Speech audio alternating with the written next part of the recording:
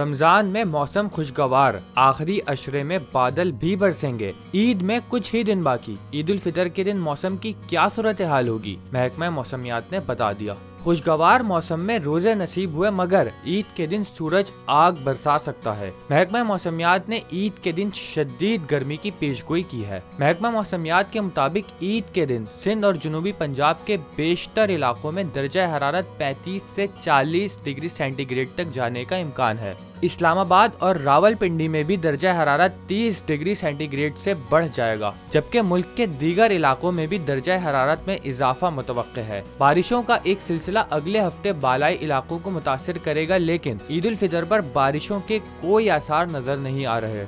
ईद उल फितर पर मुल्क भर में मौसम खुशगवार और दर्जा हरारत मामूल से ज्यादा होने की तवक्को है।